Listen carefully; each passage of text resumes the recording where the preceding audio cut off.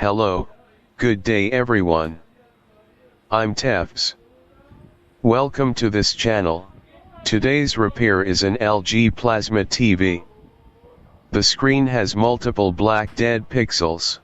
I will show you how to fix it. If you like electronic videos like this, so don't forget to like the video and subscribe. You can also hit the bell so you will notice every time I post a videos. So let's get started. Motivation bakit matutuwa ang ating export business. Business natin dito kasama yung media sa 100%. Advice lang ako, sana parating at administrasyon ay pagtibayin ang mga rules and regulation ng banking system ng Pinas para mainggan yung mga tao ito.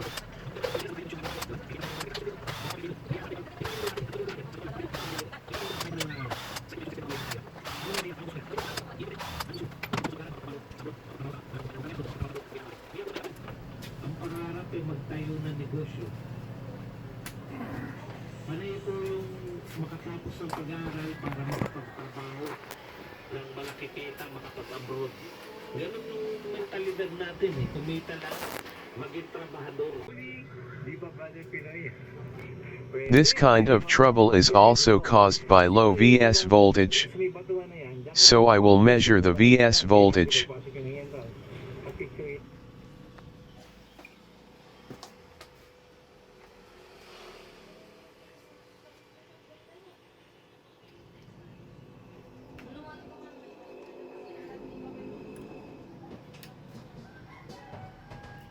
VS voltage measure is 211.4 volts, which is normal.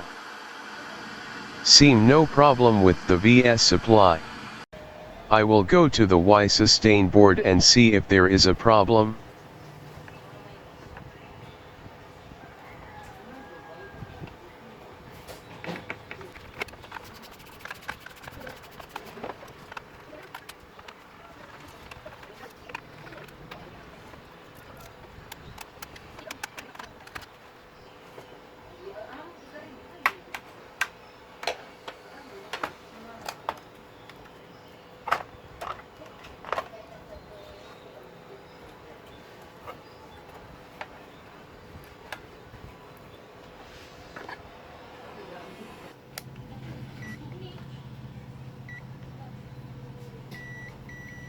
The multi-tester sets to continuity. Beep means short circuit.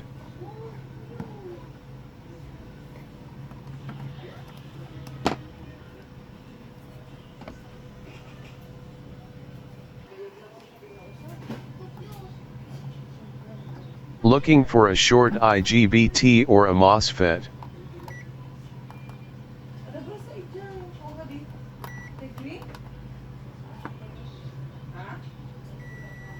This transistor is shorted.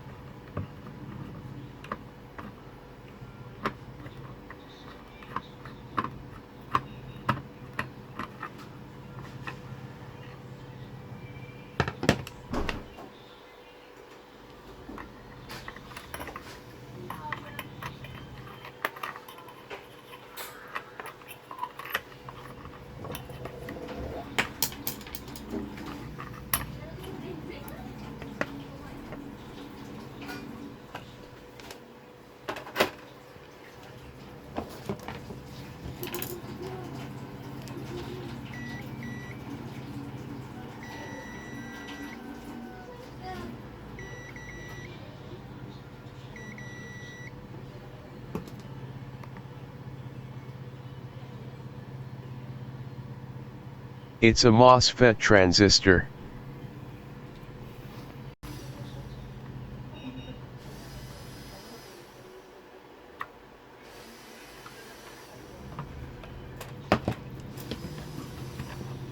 These two 2.2 ohms resistors are open. It's connected to the drain of the shorted MOSFET.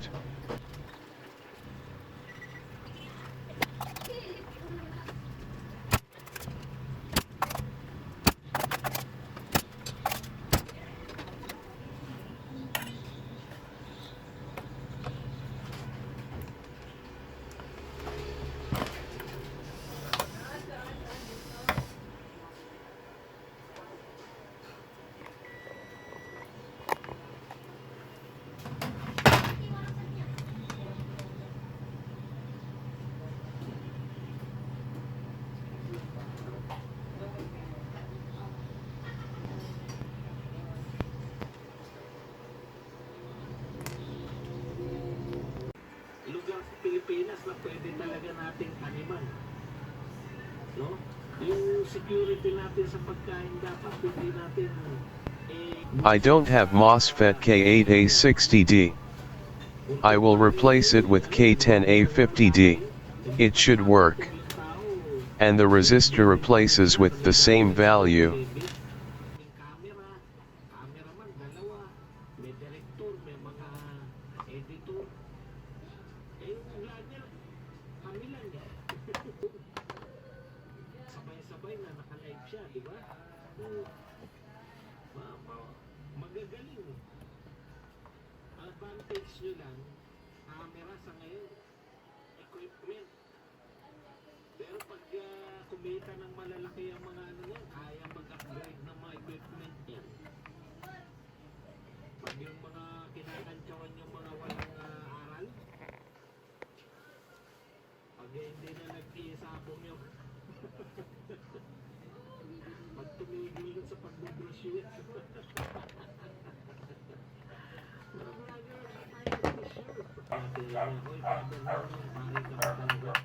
wala ka talaga sinabi pinaka-maganda sa'yo, manahimik ka na lang sa iyo at pagiging pari ko.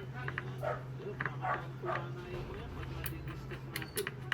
Mas bang sayang, di ka napunta sa Del Sur, di ka sumilip sa Pasig outlet ng Davao del Sur. Huwag ka magalamaan yun, Mars. Baka bumalik ako dyan sa Cagayawan Festival.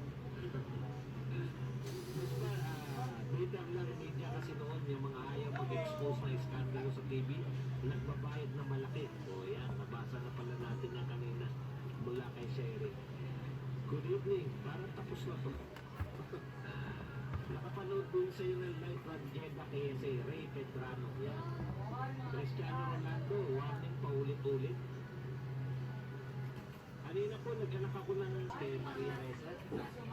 Baka siya nabigyan ng Nobel Peace Prize. Taga-ibang bansa yun. Di ba? Sa tingin pa namin, kaming 31 million. Baka hindi ka naman kasama sa 31 million.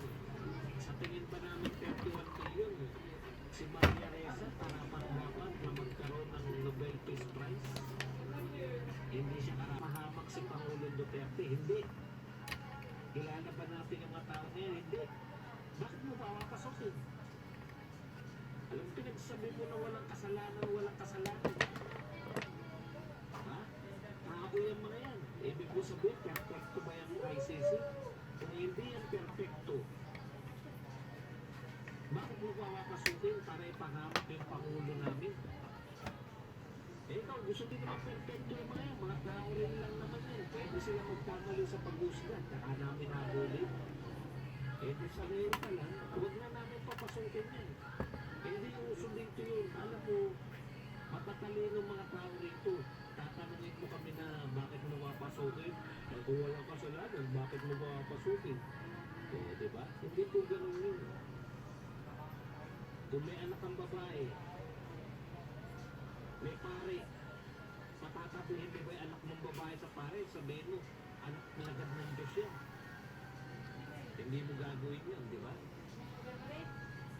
Ganun lang yun. Now the MOSFET and resistor are in place. Gagawin yun. I will resolder the rest of the MOSFETs and IGBTs to ensure that there are no lost contacts.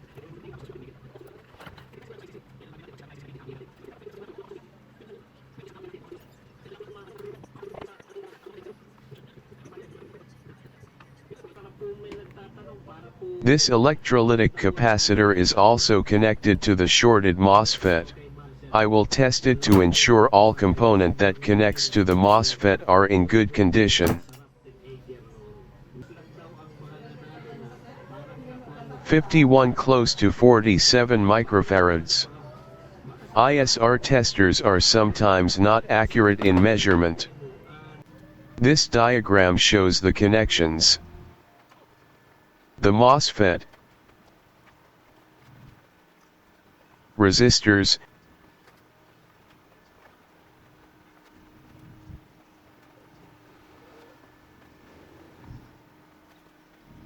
and capacitor connect to the Y sustain output.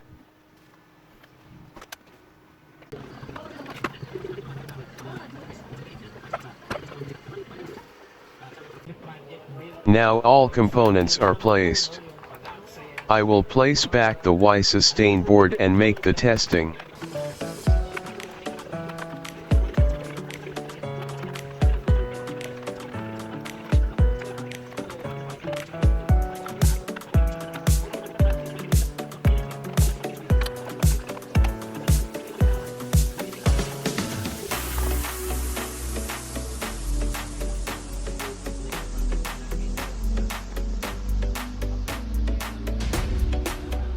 The Plasma TV is working fantastic. Thanks for watching. I hope you enjoyed the video, and I hope you like it and you subscribe to this channel. Once again, this is Tefs. See you again next time. Bye for now.